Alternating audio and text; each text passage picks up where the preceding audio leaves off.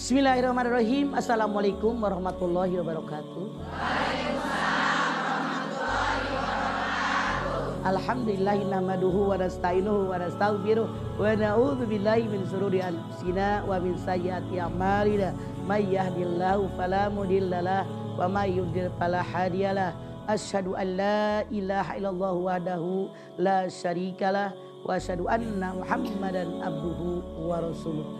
Pasangan materialistis yang belum punya pasangan pengen punya pasangan. Bagaimana Islam mengatur yang namanya pasangan? Tunkahul mar'ata li arba'in limaliha wali hasabiha wali jamaliha wali diniha palika bidatid dini taribat yaminuka. Nikahilah perempuan yang kamu sukai karena turunan, karena kekayaan, karena cantik, karena agama. Kalian ambil yang paling baik agamanya atau hidup kalian akan sengsara. Sangat jelas Rasul mengajarkan kepada kita nyari pasangan yang mengerti agama dan pengamalan agamanya baik. Jangan cuman karena kekayaan tanpa agama. Jangan karena turunan tanpa agama. Jangan karena cantik tampan tanpa agama. Tapi yuk cari yang mengerti agama dan pengamalan agamanya baik. Itulah yang membuat rumah tangga sakinah, mawaddah, warahmah, keluarga harmonis yang didambakan oleh kita semua. Insya Allah kita memperoleh. Tapi ternyata maaf dalam tanda kutip, ada orang yang menikah yang mereka cari matre. Rela sama nikah walaupun tua, yang penting duitnya banyak. Biarin deh mukanya jelek-jelekan sedikit mah, yang penting tebel kantongnya. Wow. Enggak malu-maluin di bawah kondangan kalau duitnya banyak. Istilah-istilah seperti ini banyak kita dengar di masyarakat. Jangan-jangan kita ada orang yang menilai segala sesuatu karena materi. Mereka mendapat kebahagiaan dengan materi. Dia senang kalau suaminya duitnya banyak. Dia senang kalau istrinya duitnya banyak. Dia senang kalau rumahnya mewah. Kalau kendaraannya baru. Kalau seandainya gelangnya sampai diketek. Bajunya keren. Embrosnya sampai pada ngegantung awir-awiran. Dia senang. Bangga. Tahu awir-awiran? Nah itu. Udah ngerti kan lo? Insya Allah itu kebanggaan. Apakah benar dalam Islam? Karena yang namanya materi hanya kehidupan di alam dunia. Tidak sampai dibawa mati. Yang dibawa mati amalan yang kita lakukan ketika kita mendapatkan amanat diberikan materi tadi. Hati-hati. Jangan Anda menjadi seorang Korun di zaman Nabi Musa di negeri Mesir. Korun bangga dengan kekayaannya. Lihat dalam Al-Qasas Allah berfirman. Orang-orang yang bertemu dengan Korun mereka kagum. Hebat banget Korun. Kalau seandainya kita hidup sekaya Korun, alangkah bahagianya kita. Berarti kita jadi orang beruntung. Ternyata Korun yang mendapatkan kekayaan yang sangat melimpah ruah. Dia setiap Nabi Musa memerintahkan untuk mensyukuri nikmatnya. Korun mengatakan kekayaan yang dalam genggaman saya bukan dari Allah. Saya piawai berusaha. Hoki saya. Karena saya bekerja keras. Ini memang rezeki saya. Dan seterusnya. Dia menafikan Allah. Dia mengatakan itu karena saya. Apa yang terjadi? Anda lihat Al-Qasas ayat 81. Allah berfirman. Lalu aku tenggelamkan Korun. Rumahnya seluruh kekayaannya. Tidak ada seorang pun yang bisa menolong Korun. Tidak ada satu kelompok pun yang bisa menolong. Hati-hati. Jangan kita berharap menjadi orang kaya tapi tidak pernah bersyukur dengan Allah. Bagaimana hidup kita biar gak kejar-kejar materi, bersyukur dengan apa yang ada. Rasul mengajarkan kepada kita, kalau soal dunia lihatlah ke bawah, soal ibadah lihat ke atas. Alhamdulillah ya Allah, saya punya rumah walaupun perumnas, orang lain seumur-umur ngontrak. Alhamdulillah ya Allah, saya punya mobil. Walaupun cuman tahun 90, orang lain mah motor nage mogok melulu. Alhamdulillah ya Allah, saya punya baju. Orang lain bajunya udah pada sobek. Alhamdulillah ya Allah, saya makan kenyang. Nonton di TV, Masya Allah, orang yang ngais sampah hanya makan nasi aking.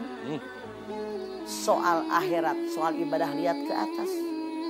Ya Allah, orang-orang bisa tahajud tiap malam 10 rakaat, kenapa saya tidak? Ya Allah, orang-orang bisa salat tiap pagi 12 rakaat, kenapa saya cuma 2? Ya Allah, orang-orang bisa puasa Senin Kemis, kenapa saya makan melulu? Ya Allah, saya melihat orang lain bisa nyumbang anak yatim. Sekian tahun dia punya yatim 10 orang, 20 orang, kenapa saya nggak bisa? Soal ibadah, lihatnya ke atas. Kita malu sama Allah dengan karunia yang Allah berikan, dan kita pasti bersyukur. Tidak akan mengejar-ngejar materi. Maaf, kalau ada orang sangat kaya raya, seandainya dia datang ke sebuah toko pakaian, dibeli satu toko termasuk pelayannya, apakah bisa dipakai dalam sesaat? Tidak. Tetap aja kudungan satu, baju satu, dalaman satu. Kalau ada orang sangat kaya raya, dia masuk ke sebuah restoran yang sangat besar, dibeli semua makanan, termasuk pelayannya, apakah bisa dimakan dalam sesaat? Makanya jangan ngejar-ngejar kekayaan. Sekaya bagaimanapun Anda makan sebesar perut, sekaya bagaimanapun Anda baju hanya selembar. Bersyukur dengan nikmat Allah. Harus Anda ketahui bahwa yang namanya dunia hanya permainan. Ya'lamu annamal hayatud dunya la'ibun walahmun wazinatun watafahurun bainakum bil mali wal aulad. Surat Al-Hadid ayat 20. Ketahui oleh kalian bahwa dunia ini hanya permainan yang melalaikan. Hanya berlomba-lomba tentang harta dan anak-anak, itu yang membuat kita lalai dunia. Ana lihat yang namanya harta itu kan ujian. Ujian buat manusia. Innama amwalukum wa auladukum fitnah. At-Taghabun ayat 15. Ketahui oleh kalian sesungguhnya kekayaan yang kalian miliki, anak cucu turunan kalian itu ujian. Apa maksud ujian? Bisa nggak kita dititipin oleh Allah amanat berupa harta benda di jalan yang Allah pakai? Harusnya kalau kita punya kekayaan dipakai di jalan yang Allah ridho. Ada hak fakir miskin, ada hak orang tua, ada hak saudara, keluarga dekat, keluarga jauh, ada hak anak yatim. Itu masing-masing punya hak.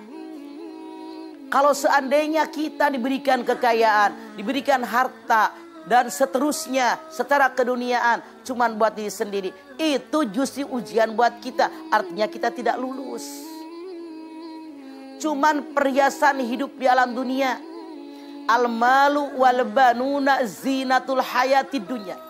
Kekayaan yang kalian miliki, anak cucu turunan kalian, hanya perhiasan hidup di alam dunia. Kalau tidak pakai di jalan yang Allah ridho, bangga.